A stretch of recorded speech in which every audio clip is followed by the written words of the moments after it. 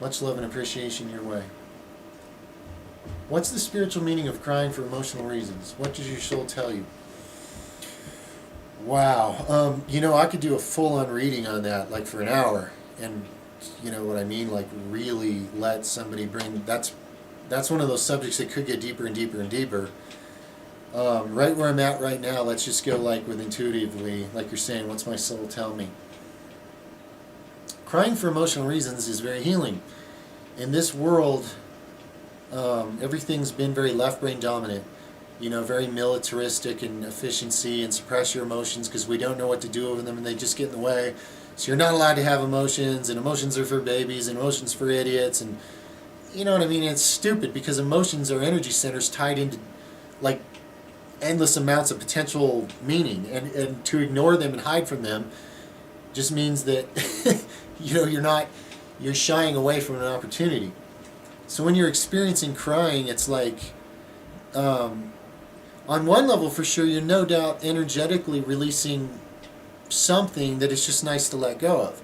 Something you've been carrying around, and now you're at least shedding some of it. That it's like, I'm able to let this go now. You see, if you don't ever cry, I'm not saying you can't let go of things emotionally, or that crying is a necessary ritual to let go of things emotionally.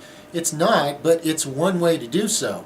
So if you experience crying, you're successfully energetically letting go of something that you are now able to let go of at that point. There's a lot of things people they carry around their whole life because nobody taught them how to work with energy or clear things out.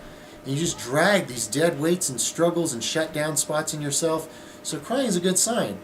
It's something opening up and being let go of. And even if you don't even consciously know what it is, maybe that part of your mind doesn't need to remember which traumatic experience or feeling it's tied to. You're still doing the healing, okay, by doing the crying, especially if you know that and you just honor it. You say, whatever's happening right here, it feels right, feels good, and it's a good thing, it's a healthy thing.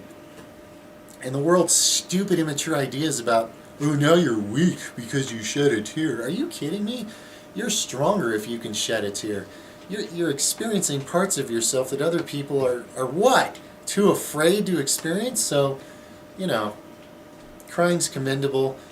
There's a processing and a releasing of a certain amount of old hurts or sadnesses or something that are being processed out and let go of, and that's always nice because that means you're making more room for whatever it is you're making room for, as your vibration's changing. We go through a lot of clearing, and it's going to happen one way or another. You're going to clear out, pains one way or another. And there's many ways to do that. Anybody that says there's only one way is probably selling something, but crying is an energetic process, and my soul tells me it could be for a lot of different particular reasons, but in the case you're talking about, it has something to do with just letting go of something that you're now ready to let go of energetically to make more room for higher vibrational things that you're building and constructing and opening up to inside yourself, making more room for. So that's what I get on that. Okay, my friend, much love to you.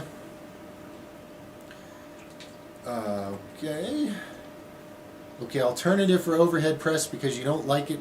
It hurts your shoulder, but you want boulder shoulders. My friend, personally, I get better boulder shoulder aesthetic, shoulder muscle bodybuilding gains from doing a lot more lateral raises and rear delt swing type activities than I do from doing overhead presses, okay? Overhead press is great for developing overhead press strength, which is nice and all, but if what you're really looking for is just to maximize the look of the muscularity of your shoulders in a bodybuilding sense, you don't need overhead press. And I think more time spent using different rep ranges and different weight and rep and training schemes of varieties of lateral raises for your lateral delts and rear delt swings, lots of rear delt swings, high rep sets for your rear delts. Your shoulders are going to start looking a lot better from that than they are from overhead press, okay? 9 out of 10 times, man. All right. We're running out of time here. We got a little more on this roll. All right. Much love to you, friend. Let's keep rolling here. All right. Curl, CRL. You had some weird experiences lately with heavy vibrations in your body, especially laying in bed. It's like a loud, fast heartbeat through your whole body, and you're very scared. Guys, come on, don't fight. And you're very scared. Okay. Your feet feel cold, like a sleeping limb. You feel like something's pulling on you like a ghost or something, and you're very skeptical about it. You can't really explain where it's coming from. Is it spiritual or medical? Well, it can be. You can look at it from either side.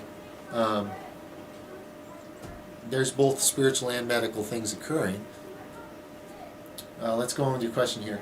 Also, when I sat down behind my PC and the vibration started in my body, I put my hands close together and started breathing and moving my hands. I think it's called chi, and I felt much bigger energy than when I normally do that. Also, the vibration started to increase, so maybe it's some kind of energy. Okay, awesome, man. Now you see, what's happening here is a variety of things, and I'm not going to stop here and do a full-on psychic reading, but I can tell you several things for sure. When you say you're feeling that heavy vibration, now what that is when you're right at the verge of astral projecting, okay? This is normal. There's this thing where there's a heavy vibration. Sometimes there's interesting sounds you'll hear in your head, and it seems bizarre and random, but it's normal. It's an energetic thing where you're right on the verge of astral projecting out of your body. Now let's go further. The fear thing is normal because this world's filled you with fears, and it feels unknown and uncontrolled and unsure, and that's normal to experience fear. And the more of your fear we clear away, the easier it's going to get to accept and do and work with things like this without feeling freaked out. And that can take a bit of time because the world spent a lot of time putting fears in you, and that's okay. And just honor your own process. But you're obviously really connecting with parts of yourself here. But you're also connecting with spirit guides. When you say you feel like someone's pulling you out of your body, I went through that same thing when I didn't know what it was. It scared the shit out of me. But the thing is, part of you wants this to happen. Part of you's asking for this. That's why it's starting to happen. And your spirit guides, they do this. Okay, they've shown me this. I've seen them do it to people. They will help with astral projection for those who are like ready to do it. But at the same time, your spirit guides most of them are very careful not to scare or startle you. So they're tugging at you, they're letting you feel it and start to get used and start to accept the idea that this can happen. But they're not just yanking you out of your body and scaring you or something, okay? They're there, they're with you. They're willing to help. And obviously your soul's interested in this because you're right there. So it's not a rush, it's not a test, it's not a quiz, there's no timeline, there's no stress, there's none of that, man. It's just cool, it's exciting. These are just cool developments that you're going through. And I can very much relate to all of them. Now, when you did that chi thing behind your computer, that's a spirit guide showing you that something you're interested in developing with, they're helping you. They're working to establish a relationship with you because they understand that where you are, a lot of help is needed to develop trust, okay? Because you're starting to sense there's someone else there that can do powerful things, including helping you leave your body, work with energy balls. It's rather overwhelming going from a 3D 5 senses world to rapidly starting to accept higher levels of reality. I understand. And your spirit guides understand even better than I do. And they're working with you exactly at the pace and exactly with the things that it makes sense to work with you on right now. So just know that's what's happening here. It's okay if it takes you a while to get you over your fears. It's okay. You don't have to force or try to make any of this happen. In fact, the way most of these spiritual experiences work is by you allowing it to work, by losing your resistance. And what is your resistance built of? It's built of fear and feeling the need to control everything. I need to control my body, I need to control my thoughts, I need to control everything. This is why it's hard at first to meditate, it's hard to relax, and I've been there, and I've been through all these stages. I was the worst control freak you've ever seen. I still am at moments, and yet I can channel, I can do psychic readings, I can astral project. They've taken a control freak like me and helped me enough to figure these things out. That means anybody can do it, okay? So you're right there, you're at that kind of precipice where the two sides of your mind are like, I believe this, and the other one's like, I'm not sure if I do, or that I want to, you know what I mean? And part of you's like, I think I'm scared because I don't know what's going to happen. But here's the thing, man. It's okay. Honor your process. I could tell you, you don't need to be afraid, just get over it.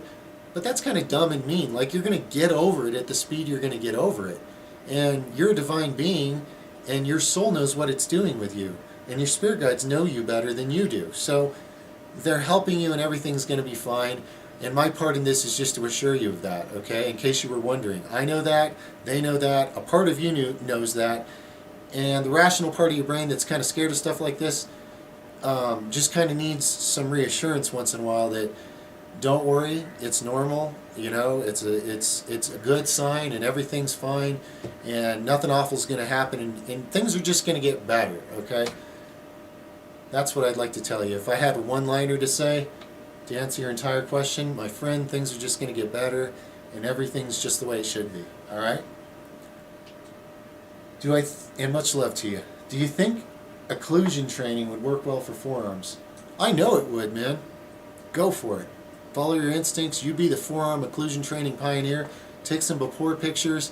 Do a bunch of days of occlusion training. When you got a new picture, show us your new forearms. And tattoo occlusion training on your forearms. No. Yeah. May the force be with you. Much love, my friend. Wise wolf. Do you think there is clairvoyance? Well, I know there's clairvoyance because I do it, I use it, I experience it. And you're saying you felt it, and you've seen things happen that happen in your dreams. Okay, that's not actually technically in New Age terms called clairvoyance. I'm a very clairvoyant person, but I very rarely experience what you're describing here. When you dream prophetically about things that actually happen, that's one of the rarest spiritual gifts. It's also one of the ones that has the lowest success rate on prediction, because future, even though you see the future sometimes, the more we all exercise our free will between here and there, the more we change that future. However, if you have a future vision, you should share it with whoever you think you should share it with. My mom saved my dad's life that way, okay? She had a dream that was too real for her, and she warned him. And literally, because he was paying attention to exactly what she told him she saw in the dream that day, he was prepared, and it saved his life from something that otherwise would have smashed him dead. Okay? So I'm not saying that to scare you, like if you didn't tell somebody the prophetic dream they're going to die. No, trust me. If you're supposed to deliver a message from a prophetic dream, it'll be made very, very clear to you. You will want to deliver the message. All I'm trying to tell you here is that is actually a particularly rare spiritual gift that you're tapping into and discovering you have there, and that's very interesting, man. Very, very interesting. So I don't even exactly know how to train you with that one, because I've only ever had one premonition dream so far that came true. So I know it's possible for me, but I don't think it's necessarily one of my big spiritual gifts that I really am, good at per se. So it'll be interesting to see where that goes, man, because that's a rare one. I'm not even quite sure how it works, but I know it's real. So anyway, cool, man. You see the future sometimes. It's real. Just relax. It's not cataclysmic. It's nothing to be afraid of. It turns out spiritual gifts are natural to you. It's just that nobody in this world knew that. Okay? So I forget right now what name they call that. But anyway, awesome. Look it up, learn about it, learn from some other people that have it, how they use it, how they've benefited from it, get some ideas on them possibly. And, those are just thoughts. Just my thoughts, what I might be doing right now in your shoes. All right, my friend. Much love. Here we go. How do I get taller? If you're at a growing age, I would recommend iodine, magnesium, vitamin D3, vitamin K2, and as healthy of a diet and a mindset. You can even, if you have a little bit of money to spend, I don't know what you're working with, maybe you can find free ones. There's even or hypnosis CDs that can put you in a hypnotic trance and help you program your subconscious mind to believe you're growing taller at a rapid rate. And if you did that, like an energetic practice often enough, it'll work. It's very easy for you, for your subconscious mind to start accepting an idea when it's put in a certain brainwave state and hypnotized. So that's an avenue to look into.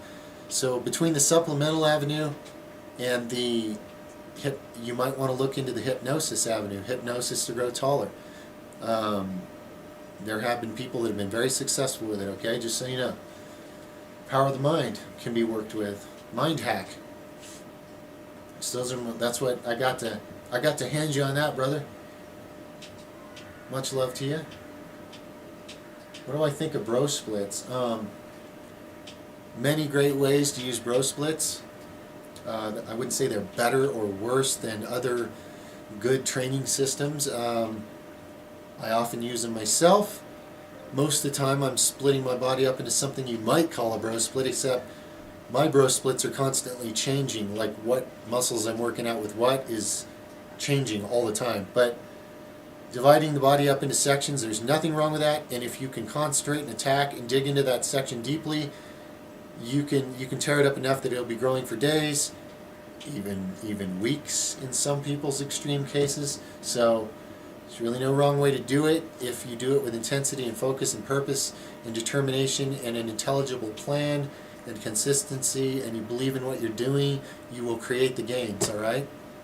And if your mind envisions good ways to put together bro splits to do that and it clicks with you, work with it, man. Absolutely. They can be as good as anything. Alright, do you find cheat shrugs helpful for building the yoke? They absolutely can be. Any kind of heavy cheat overload, really on any muscle, if you can do it without hurting yourself. I don't go around recommending heavy cheat this and that, because a lot of people aren't necessarily in very good control of their body and they can easily injure themselves, you know what I mean? But as far as a muscle building technique, absolutely. It's a great intensity technique. It's like doing, anytime you can do a negative overload where you kind of toss up the weight and then resist it and it stretches that muscle under heavy weight over and over, massive soreness and massive growth, you know? How would you interpret the dream symbolism of a snake eating another snake?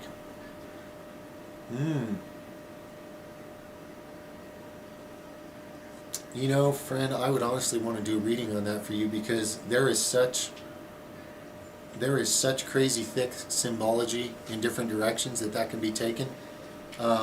There's a lot of serpent symbology that can mean some very different things, especially in dreams.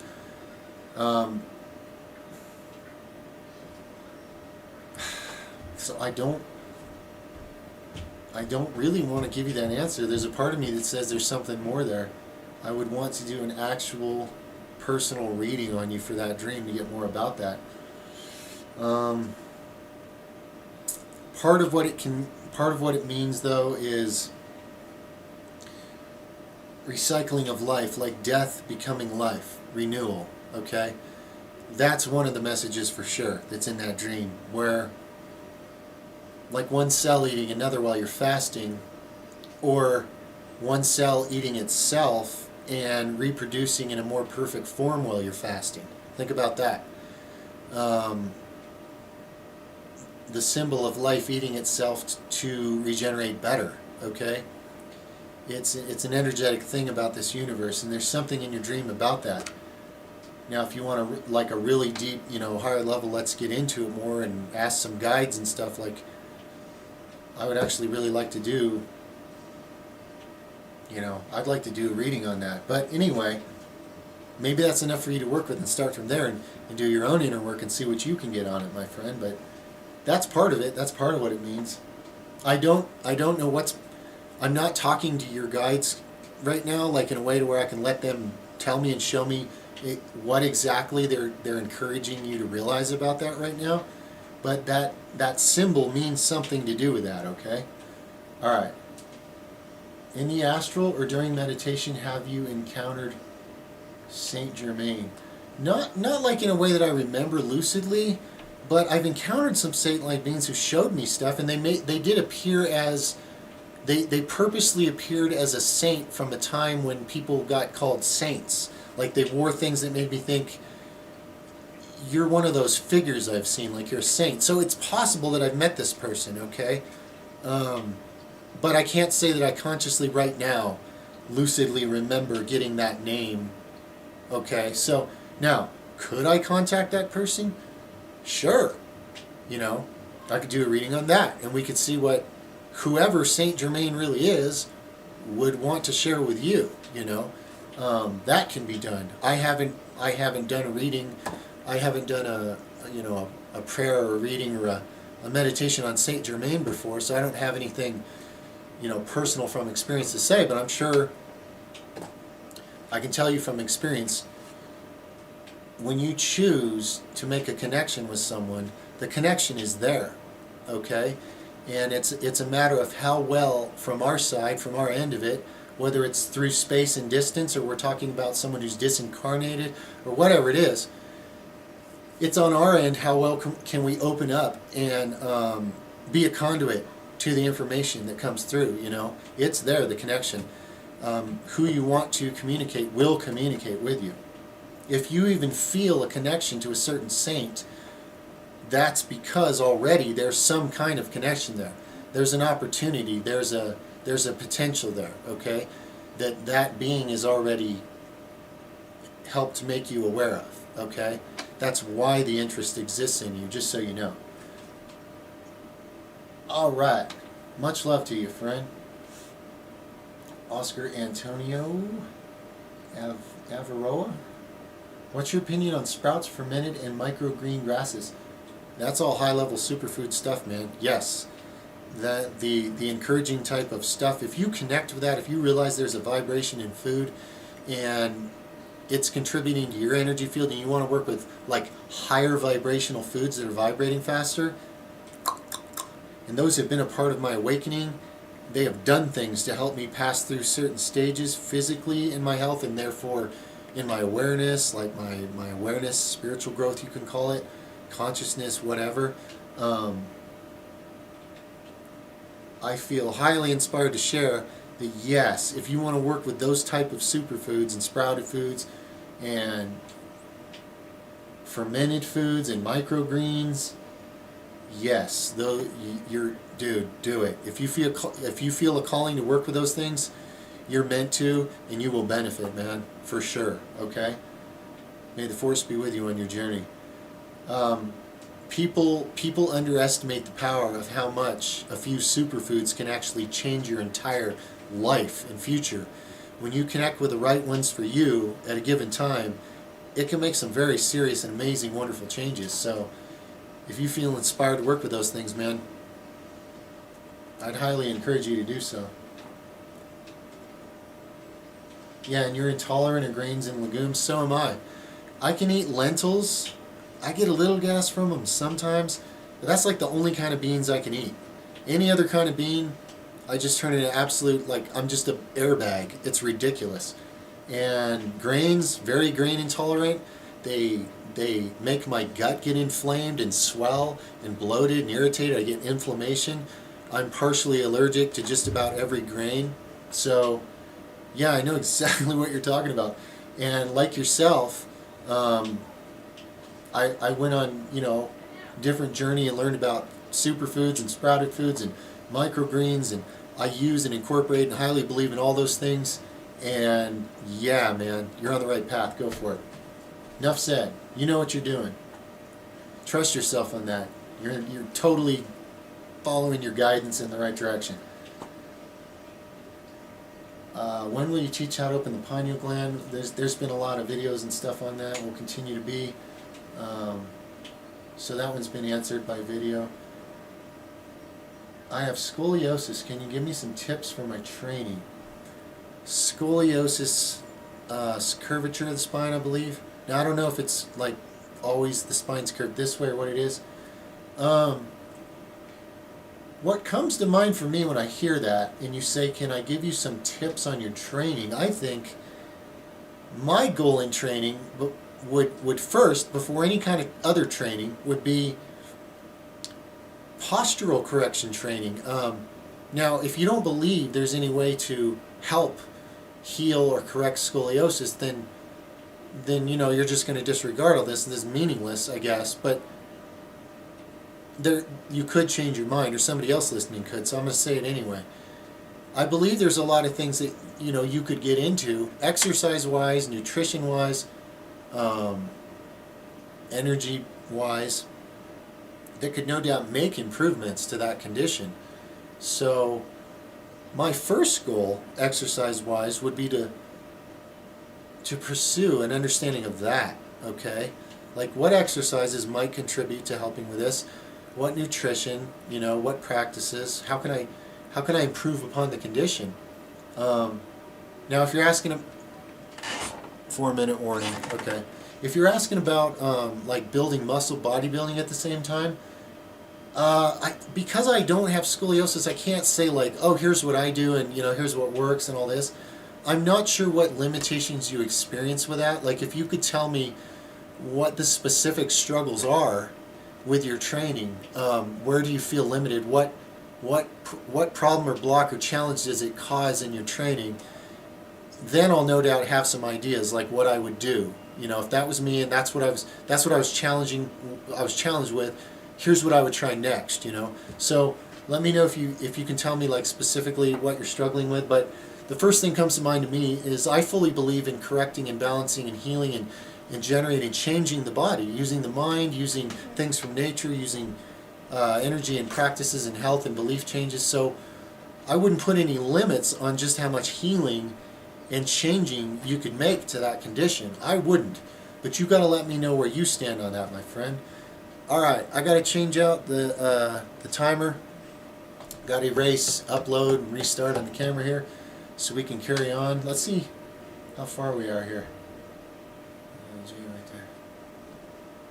Oh my gosh. This is going to go on forever. Guys, I think what I'm going to do is I'm going to stop it there for today, okay? And then tomorrow or whenever, this week or whenever I get to it, I'm going to keep going down the list and answering these, okay? I just don't have enough hours in the day today to really answer all these questions. So that'll be it for now. And to be continued soon, my friends. I'm going to erase all the questions I've answered, keep all the ones I haven't on the list, and I'll just keep going from there. So that's it for now on the Q&As. Excellent questions. Awesome. I love it. I love the way everything's expanding. Let's keep doing this, man. Can you feel it, guys? Can you feel that on this channel, or in a broader sense, us, how this is all connected, much bigger forces at work within you? A lot of what you're feeling is you, just so you know. All right, over and out for now, Jedis. To be continued.